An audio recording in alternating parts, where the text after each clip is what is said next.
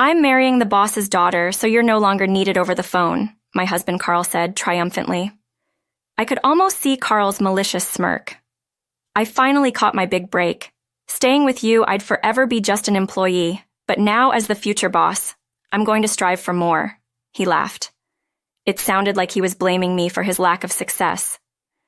Carl had this weak spot in his heart. He always blamed others for his problems. I used to forgive this about him back when I still loved Carl, but now it's different. My patience has run out. I can't forgive Carl anymore. I need to take action. My name is Marley. I'm about to turn 40. I married Carl when I was 25, and we both worked. I left my job when our first son, Juan, was born. But after having our second son, Robert, I started part-time at the local supermarket. Surviving on just Carl's income was a bit tough. Our sons are enthusiastic about their studies and sports, and I'm excited about their future. But Carl, he's indifferent, even to them. Strictly speaking, he's always been distant from the family. He barely speaks to me, just the bare minimum greetings, and we haven't really talked in years. There's a parent-teacher day at Robert's school. I had reminded Carl we should both go see it. I know we had planned to take paid time off together for this event, but on the evening before, Carl changed his tune. One parent at these things is enough. I'll pass, he said. What are you talking about now? Robert was looking forward to both of us coming, I protested, my accusing look met with Carl's unfazed demeanor. I'm busy. Don't compare me to a part-timer, he retorted. Who are you calling a part-timer, huh? I replied jokingly, but deep down I was hurt, almost 40 now. For 15 years of our marriage, we've mostly both been working. That's what led to our growing apart and eventually the rift between Carl and me. That's why I invited him to Robert's event, to reconnect with Carl through our son. But Carl just dismissed it. If you don't want to be treated like an old lady, then make more effort with your appearance, Carl said dismissively. I'm fine being an old lady, I retorted, trying to mask my hurt. I was alone, letting out a sigh after Carl left. Looking in the mirror, I saw a middle-aged woman with a still-defined waistline. In addition to my part-time job, I had been caring for my mother-in-law Claire until last year. Her dementia worsened, leading to many sleepless nights due to her wandering. Claire sleeps during the day, so she's not much trouble, but at night she walks around all night long. It's better than being bedridden, Mom used to say.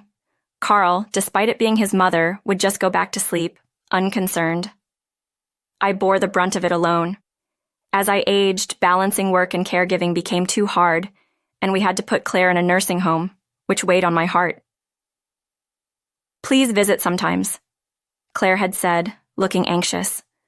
I tried to visit her with the boys whenever possible, but Carl never once visited her. I attended Robert's school event alone. Carl came home later than usual, reeking of alcohol, apparently having been out drinking with colleagues. Juan, our eldest, seemed to be hiding something. Robert, following his brother's lead, began acting distant towards me. They were both at that difficult age. I tried not to interfere too much, but couldn't help worrying. I decided to confront them. Come on, tell me the truth. What are you two hiding? I asked. Well, actually, Juan and Robert exchanged looks before finally admitting, your birthday is coming up, right?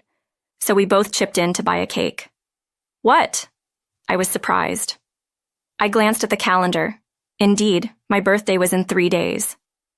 Honestly, I wasn't thrilled about turning 40, but I smiled, touched by my son's thoughtfulness. On my birthday, they brought the cake as promised. We even tried to decorate the room, Juan said proudly. Though clumsily done, the room was adorned with origami decorations. I felt a surge of happiness until Carl came home. What is all this? He stormed in, furious. I'm tired. I want peace at home.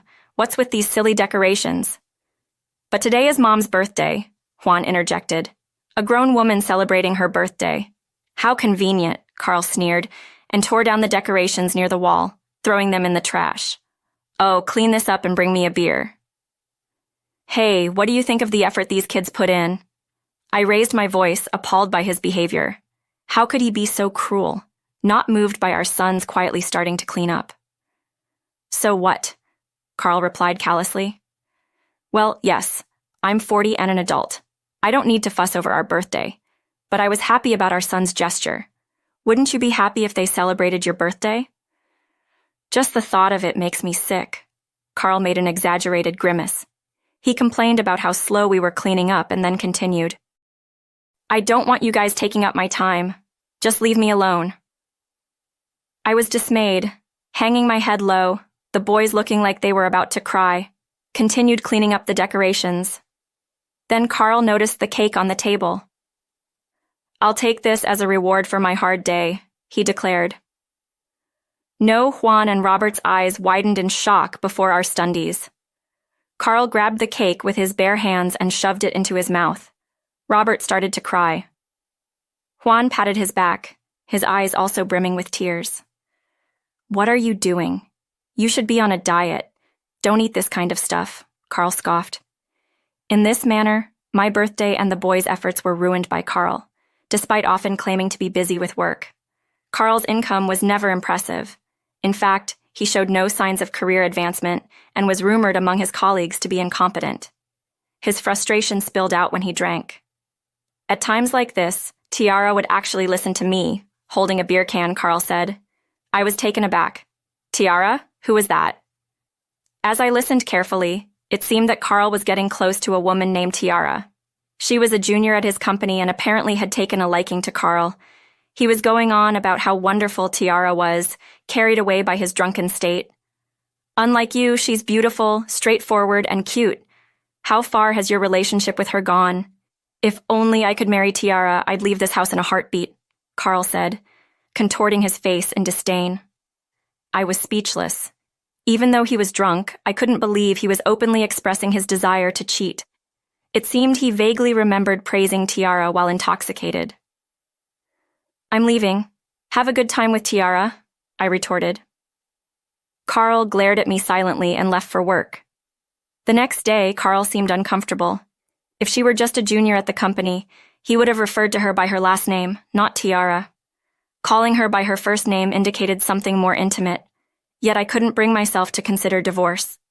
What would the boys think? I recalled the recent birthday party he ruined. Since then, the boys avoided Carl altogether. He was always indifferent to family, but now they had completely shut him out. Still, Carl was their father. Could I just cut ties with him so easily? I was torn. And then I realized that all my worries were in vain. On my way home from my part-time job, Carl called. His message was clear. I'm marrying the boss's daughter. You're no longer needed. What? I couldn't grasp the situation for a moment. My mind went blank. How sudden and absurd. But Carl continued as if it was an undeniable fact. I finally got my chance. Staying with you, I'd always be just an employee, but now I'll strive to be the next president. Tiara, the boss's daughter. I was shocked again. It was clear that Carl was cheating with Tiara, but I never imagined Tiara to be a woman of such status. To be frank, Carl, with his average income and looks, in approaching middle age, didn't seem to match a president's daughter. Tiara? Yes, you've been obsessed with her lately. Oh, right, Tiara. There was Tiara, too. Carl's response was odd, almost as if he had other affairs.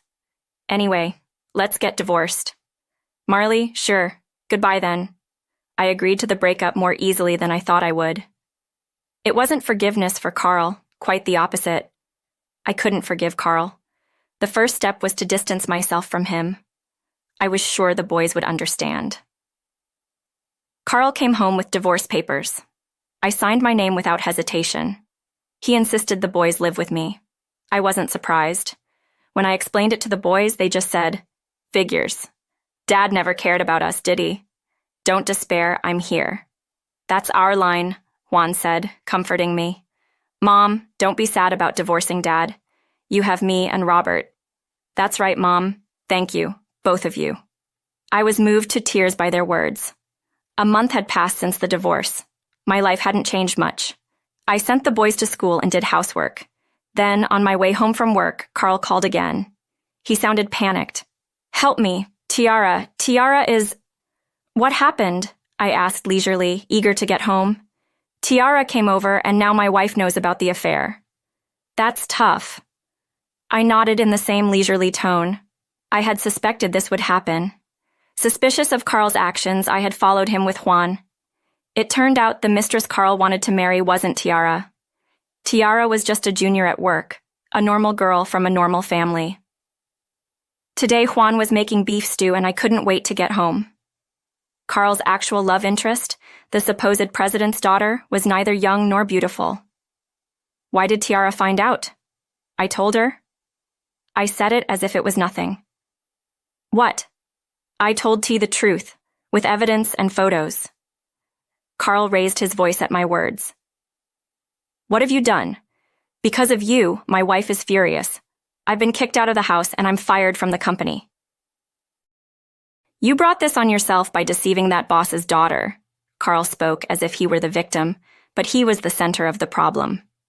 I sighed. How long were you deceiving Tiara and your current wife?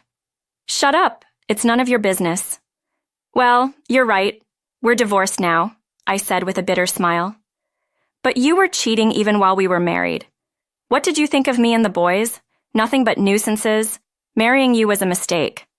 What's wrong with trying to redo? My errors? Carl sounded like a tantrum-throwing child. He was always so childish, never admitting his faults. But whether Carl admits it or not, others won't ignore his wrongdoings. I've lost my job and home, and I don't know where I'll find work next.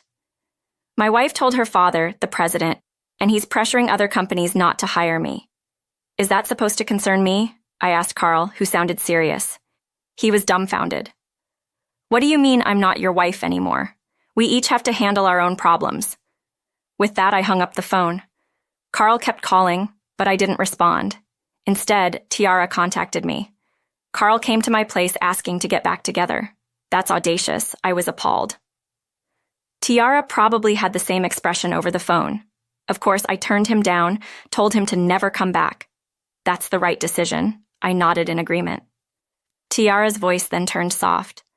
I didn't know about Carl being married. I understand. Everyone had been deceived. We were all victims of Carl, with no reason to dislike each other. I'm sorry. Don't worry about it. I ended the call with a wry smile. Carl's current wife also reached out. She was more emotional, expressing her anger about being deceived and her decision to leave Carl. Hearing her strong voice, I thought, Carl really fooled the wrong person. I received a call that Claire was unwell, so I headed to the facility. The manager looked troubled. Your son just tells us to handle it, not helpful at all. You called me because? Yes, I know you're divorced, but there's no one else to talk to. I see. Though divorced from Carl, I couldn't bring myself to dislike Claire. Before her dementia, she was a strong woman who taught me how to cook. The boys were fond of her too. Claire, I'm coming in. I entered the room to hear her groaning. Claire was in bed, struggling to sit up. Don't strain yourself, Marley. Didn't you divorce my son? She said. Claire's voice was filled with anxiety. I nodded and approached Claire's bed. Yes, but Claire, you are the grandmother of my sons. Besides, the facility contacted me about your health condition.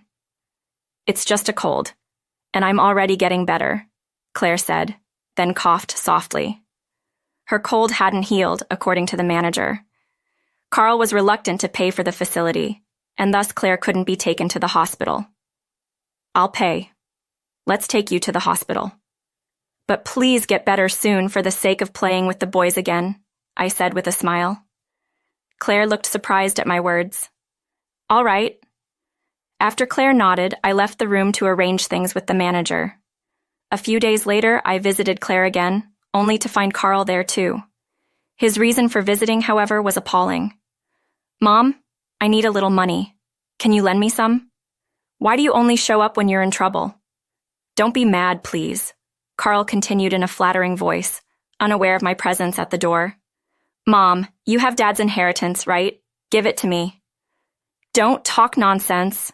Claire raised her voice sharply. Her anger seemed to overpower her illness, bringing her clarity. The money is for my grandchildren's education and for Marley, who treated me well. But she's a stranger now. Even as a stranger, she's kinder than you, Claire said firmly. The inheritance will go to the grandchildren. You won't get a penny. Mom, Carl pleaded, but it was in vain. When Claire noticed me, she smiled warmly. Please take care of my grandchild, Marley. Yes, Claire. I nodded solemnly. Carl tried to argue more but was escorted out of the room by the suspicious manager. I later learned that Claire, anticipating her worsening condition, had already consulted a lawyer through the facility. Carl's frequent visits didn't change her decision. After school, Robert came home almost screaming. Dad came to school suddenly, saying he wants to live with me. Really? Given his previous indifference, it didn't seem like he suddenly missed Robert. Moreover, Robert was set to inherit Claire's estate. Carl must have targeted Robert for that inheritance. Are you okay? Yeah, I ran away. It's weird for Dad to want to live with me. Robert was unaware of his inheritance status, yet he sensed something was off. He might go to Juan's place. That's true. I quickly got ready and decided to pick up Juan. Stay home, Robert. Don't open the door for anyone, got it? I left Robert at home and rushed out on my bike. I found Juan on his way home from school, confronting Carl. The expressions on both their faces were tense. Go away! I don't want anything to do with you anymore, Juan said. Don't say that, please. Huh? Carl reached out to Juan. Juan ran away. Hey, stop. Help, there's a weird man here. It was Juan who called his own father a strange man, but it wasn't surprising considering how Carl had treated him. Juan noticed me clinging to my arm. Mom, get rid of him. Carl, enough is enough. I stepped in between Carl and Juan protectively. Carl clenched his teeth and glared at us. This has nothing to do with you. Let me talk to Juan. Juan is my son. I raised him since birth. Carl never even held baby Juan, while Carl spent weekends out. I was home, overwhelmed with childcare. Now he wanted to talk, probably to persuade Juan to renounce his inheritance. Juan, go call for help, okay? Juan nodded and ran off as Carl tried to follow. I warned, if you continue harassing my family, I'll call the police. What? Carl's face turned red. You ruined my future. Your actions led to this. His deception towards 3 women, including me, led to this. But Carl couldn't understand, unable to admit his faults. Carl remained a tantrum-throwing child, both in career and maturity. Over here, Juan returned with several men. Carl suddenly turned timid, trying to escape. He was surrounded and taken to the police station. Carl was recognized as a stalker, forbidden from approaching or interfering with us. As a precaution, the boys were escorted home by their teachers. I'm sorry my ex-husband is causing trouble. It's Juan and the boys who are having a hard time, the teacher said. Carl still calls, but none of us respond. With support from those around us, we successfully removed Carl from our lives. On a chosen weekend, my sons and I visited Claire. She seemed sleepy, but when Robert approached, she smiled. Good to see you, Robert, and you too, Juan. It's been a while, Grandma. Juan began talking to Claire with a smile. According to the manager, Claire's condition is gradually worsening. Eventually, she might forget us. I hope to build as many memories as possible with my sons before that happens. After spending some time with Claire, it was time to leave. Walking down the facility's corridor, my sons seemed restless. Mom, can I talk to you? What is it, Robert? Shai took my hand. Juan grabbed my other hand. Hey, that's not fair, Robert. I want you too. What's going on, you two? I felt a tickle of nostalgia. I remember the days when they were little, walking hand in hand like this. Can we do this once in a while? Sure, we can. We walked out laughing together, reflecting on the journey. It had been a long one, juggling household chores, childcare, and later caregiving, plus working part-time for 15 years. The outcome was bitter. Carl betrayed me and left. Yet, I can still smile because of my sons. I am not alone. I nurtured this bond of laughter and togetherness. I pledged to hold on to this bond forever, smiling at the thought.